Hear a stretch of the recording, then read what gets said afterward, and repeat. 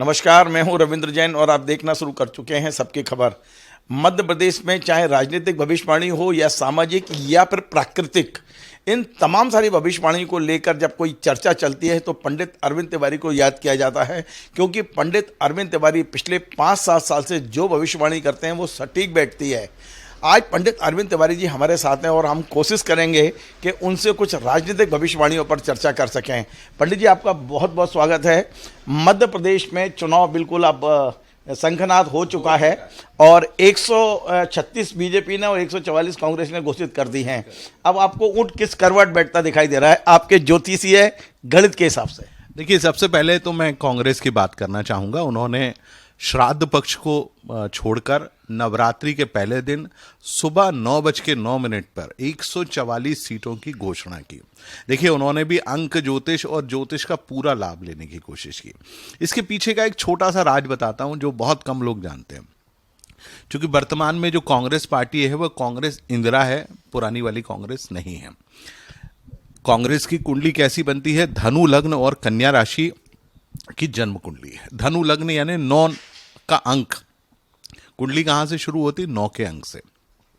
जैसे भारतीय जनता पार्टी जो भी घोषणा करती है वो 39 के आंकड़े में करती है, या 57 पे जाती है तो 7 और 5 12 को यदि आप जोड़ेंगे तो वो कितना होता है? 12 और 1 + 2 = 3, यानी मिथुन लग्न भारतीय जनता पार्टी का लग्न है। वही काम कांग्रेस ने किया। धनु लग्न यानी 9 के अंक के लग्न से उन्होंने अपनी पार्टी की सूची जारी की। किस तारीख को? प्रातः रविवार 9:09 पे। आप यदि उसको भी जोड़ें 15 के अंक को भी, तो 1 + 5 = होता है 6। यानी यदि आप मूलांक को आप आपस में जोड़ेंगे तो 3, 6, 9 की पूरी सिमेट्री बनती है। ये सिमेट्री को उन्होंने फॉलो करने की कोशिश की। रविवार के दिन बहुत शुभ चौघड़िया में उन्होंने अपनी सूची जाहिर की और निसंदेह उन्होंने पूरा प्रयास किया कि 144 प्रत्याशियों में से अधिकांश जीत कर आए। आपने कहा अधिकांश जीत के आए हैं, उनने प्रयास किया, लेकिन उनकी जोश से उनकी कुंडली तो आपके पास है।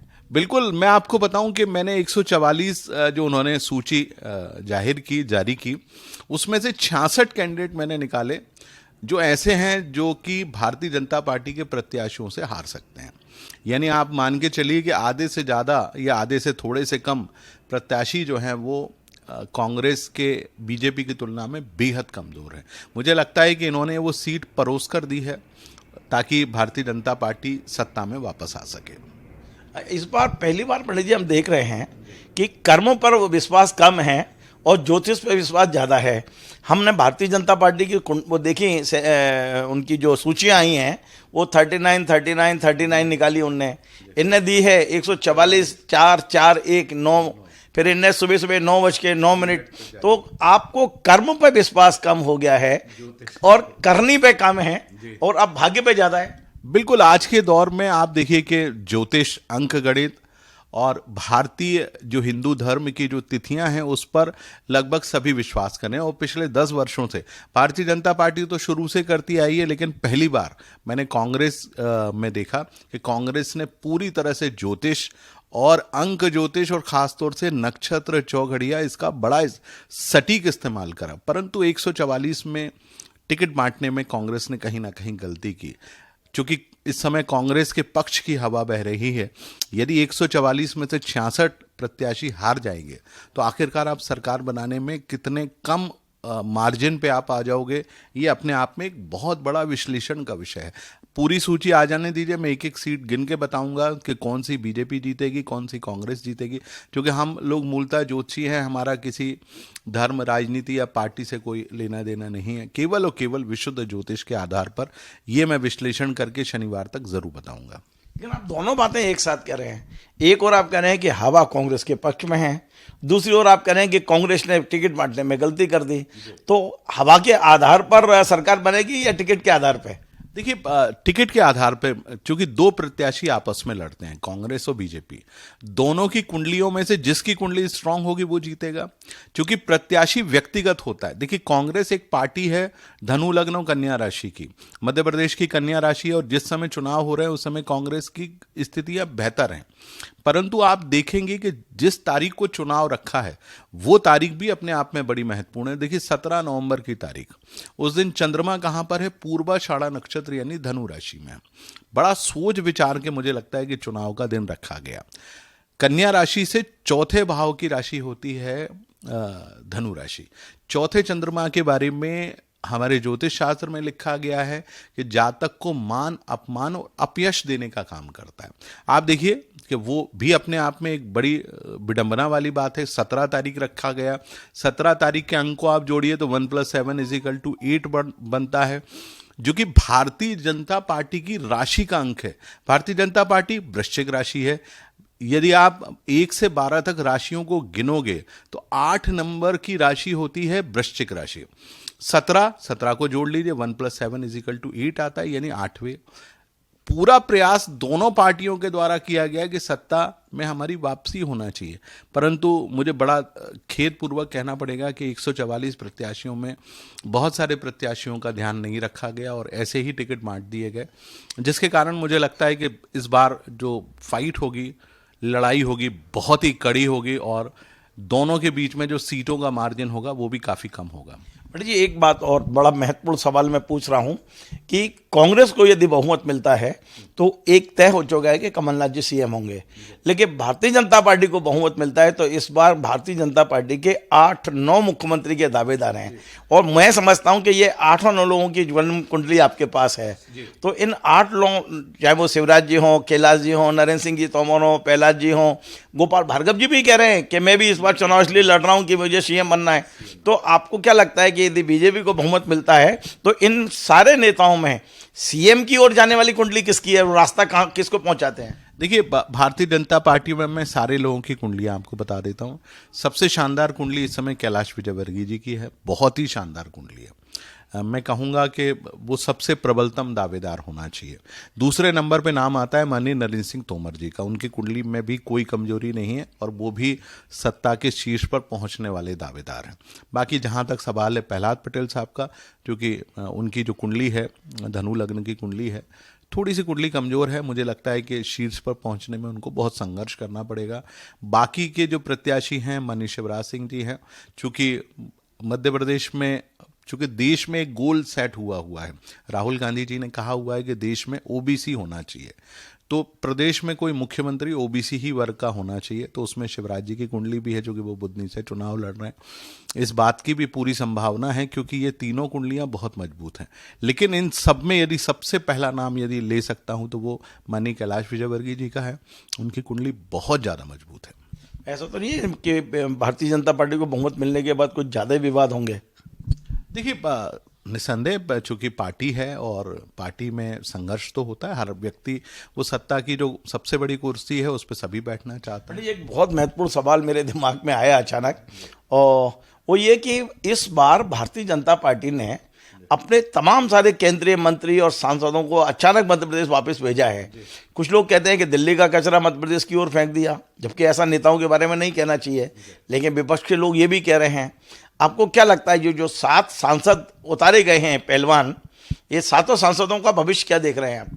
देखिए मैं आपको बताऊं, मुझे लगता है इसके अलावा 2-3 सांसद और अभी चुनाव लड़ेंगे।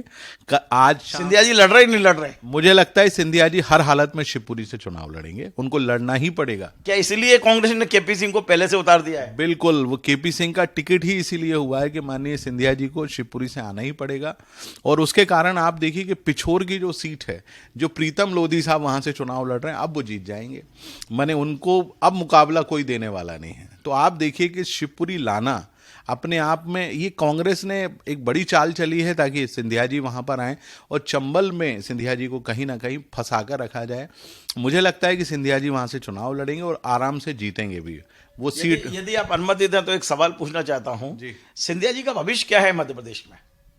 आप जवाब देना चाहें दें, नहीं देना चाहे तो भी कोई दिक्कत नहीं। उस पर कोई कमेंट नहीं करूंगा, बाद में आप पूछेंगे चुनाव के बाद, कोई दिक्कत नहीं, मैं जरूर बताऊंगा। लेकिन सिंधिया जी चुनाव जीतेंगे और आप देखिएगा कि बड़ा आनंद आने वाला है चुनाव के बाद, क्योंकि मुझे लगता है आप कह रहे हैं कि सिंधिया जी लड़ेंगे जीतेंगे, तो फिर मुख्यमंत्री नहीं बनेंगे क्या? उनकी कुंडली के बारे में तो बता ही नहीं। नहीं, मैं उस समय घोषणा करूंगा जिस समय पार्टी चुनाव जीत के आएगी, किस पार्टी की कितनी सीट होंगी उसी दिन घोषणा कर दूंगा और बता दूंगा कि भाई ये सत्ता में बैठेंगे और ये मुख्यमंत्री जी बनेंगे। तो आप मुख्यमंत्री जी के दावेदार बहुत सारे होंगे, माननीय सिंधिया जी भी रहेंगे, खुद शिवराज जी भी रहेंगे, कैलाश जी भी रहेंगे, नरेंद्र सिंह तोमर भी रहेंगे। ये चार तो सबसे प्रमुख दावेदार हैं।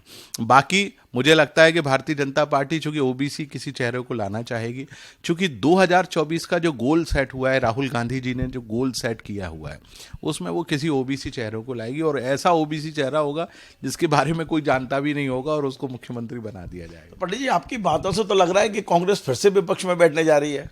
मैं आपको बताऊं, यदि 144 सीटें जो घोषित की हैं, मैं अपना, ये मेरा व्यक्तिगत ज्योतिष आकलन है जो गलत भी हो सकता है, लेकिन मैं आकलन करता रहता हूं। तो मैंने जो जोशी तो ये कहते हैं कि मैंने जो कह दिया वो सही है, क्योंकि मेरा आंकलन और आपके वो गलत भी हो सकता है। नहीं, मैं अपनी बात कर रहा हूं, चूंकि 66 सीटों की जो मैंने बात की, चूंकि भारतीय जनता पार्टी को 100 का आंकड़ा पार करने में भी बहुत मुश्किल साबित हो रही है, परंतु ये जो 66 सीटें हैं इन पे कांग्रेस जीतेगी, इस पे मुझे बड़ा संशय है, क्योंकि जीतना बड़ा मुश्किल दिख रहा है मुझे।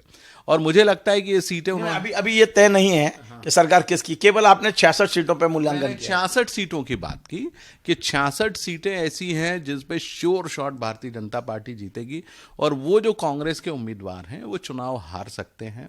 इसलिए मुझे लगता है कि इन्होंने आकलन करने में कहीं ना कहीं बहुत जल्दबाजी की है। पंडित जी देखिए, मतदान की तारीख तय हो गई, वोटों की गिनती की तारीख तय हो गई, तो इन तारीखों से जो ज्योतिष है वो ये निकाल लेते हैं कि सत्ता के सिंहासन पर कौन पहुंच रहा है। अभी संभावनाएं किसकी दिख रही हैं आपको? देखिए, मैं आपको बताऊं कि जो 17 तारीख घोषित की है, 17 तारीख, क्योंकि जिस दिन चुनाव होता है सारा खेल उसी दिन खत्म हो जाता है। मतदान की गणना के दिन का कोई महत्व नहीं है, क्योंकि सारे प्रत्याशियों का भविष्य उसमें शामिल है। सारे प्रत्याशी में से कौन जीतेगा कौन हारेगा ये बिल्कुल तय है, लेकिन 3 तारीख से लेना देना नहीं, 17 तारीख। और आप ध्यान रखिए, पूरे दिन पूर्वाषाढ़ा नक्षत्र है। पूर्वाषाढ़ा नक्षत्र कांग्रेस के लिए ठीक नहीं है, क्योंकि 17 तारीख 8 का अंक, वृश्चिक राशि का अंक, वो भारतीय जनता पार्टी का अंक है। क्योंकि उन्होंने भी पूरी होशियारी की है, कहीं ना कहीं उन्होंने किसी से पूछा ही होगा कि भाई आखिर 17 को क्यों रखा जाए। तो बड़ा दिन है, नक्षत्र है, कांग्रेस के हिसाब से वो दिन थोड़ा सा कमजोर है।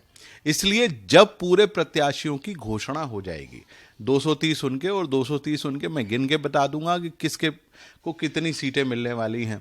और जिस दिन सीटें हो जाएंगी उसके अगले दिन आप पूछ लेना, वो लोग तो मीटिंग करते रहेंगे, मैं आप ही के चैनल पे बता दूंगा कि ये व्यक्ति मुख्यमंत्री बनने वाला है। क्योंकि अधिकांश मेरे पास इतना कुंडली का बैंक है कि जो मैं किसी का भी जब भी जानना चाहता हूँ निकाल के तत्काल देख लेता हूँ। पंडित जी एक सवाल और आखिरी सवाल है, और इसका भी आप सवाल का जवाब देना चाहें दें, नहीं तो कोई बात नहीं। पिछले कुछ दिनों से विपक्ष भी कह रहा है और यहाँ माहौल भी ऐसा है कि नरेंद्र मोदी और शिवराज के बीच में कुछ मतलब अच्छा नहीं चल रहा है, समन्वय जो था वो कुछ गड़बड़ा गया है। तो इसके पीछे भी कोई नक्षत्र हैं क्या कि इन दोनों के बीच में जो एक समन्वय की कमी दिख रही है, या जो बयानबाजी हो रही है, कभी मोदी जी उनका नाम नहीं लेते हैं, कभी वो कहते हैं कि मैं कमज़ोर हूँ शरीर से पर लड़ना अच्छा जानता हूँ। तो ये क्या है ये सब चीज़ें? देखिए, इसमें ज्योतिष क्या कहता है? बस मैं आपको बताऊं, मुझे नहीं लगता कि दोनों के बीच में किसी भी प्रकार का कोई मनभेद या बैर है। दोनों एक दूसरे के, मतलब ये अफवाहें हैं, ये मैं तो इसको विशुद्ध रूप से अफवाह ही मानता हूं। माननीय शिवराज सिंह जी और माननीय नरेंद्र मोदी जी के बीच में बहुत बढ़िया समन्वय है और दोनों का प्रेम एक दूसरे के प्रति बहुत ज़्यादा है। और वो खुद भी चाहते हैं कि शिवराज जी देश के मध्य प्रदेश के सबसे बड़े ओबीसी नेता हैं और वो मध्य प्रदेश में उनके नेतृत्व में एक बार पुनः भारतीय जनता पार्टी की सरकार बने, ये वो स्वयं भी चाहते हैं। और आप देखिए कि उन्होंने बुधनी से टिकट ही इसलिए दिया ताकि वो बहुत ज़्यादा मेहनत ना करें और पूरे हर क्षेत्र में घूम घूम कर भारतीय जनता पार्टी को जिताने का प्रयास करें। तो मेरा अपना ज्योतिष का आकलन है, मैं गलत भी साबित हो सकता हूं, लेकिन मेरे मतानुसार ऐसा कोई मतभेद जैसी या मनभेद जैसी कोई चीज नहीं है। बहुत बहुत धन्यवाद। तो ये थे पंडित अरविंद तिवारी जी, जिनका कहना है कि ज्योतिष के अनुसार हम गणना करते हैं, कई बार गणना में हमारे अंक आगे पीछे हो सकते हैं, लेकिन हमारा अनुमान 90% सही बैठता है। इन्होंने तमाम सारी चीज़ें कही हैं। सबसे बड़ी बात ये कही है कि मध्य प्रदेश में भारतीय जनता पार्टी को बहुमत मिलता है, तो मुख्यमंत्री के लिए सबसे स्ट्रॉन्ग कुंडली कैलाश विजयवर्गीय जी की है। हालांकि दो नेताओं की और कुंडली बहुत अच्छी बताते हैं, नरेंद्र सिंह जी तोमर और शिवराज सिंह जी चौहान, लेकिन स्ट्रॉन्ग कुंडली कैलाश विजयवर्गीय की है। और एक दावा और है पंडित जी का, वो ये है कि ज्योतिरादित्य सिंधिया जी चुनाव लड़ेंगे और जीतेंगे। हालांकि ये बात दूसरी कि उसकी कुंडली के बारे में वो बाद में विश्लेषण करके बताएंगे। आपको हमारा ये कार्यक्रम पसंद आए, इसे शेयर करें, लाइक करें, कमेंट करें, और आपसे बार बार निवेदन है हमारे इस चैनल को सब्सक्राइब अवश्य करें ताकि हमारा मनोबल बढ़ा रहे। धन्यवाद।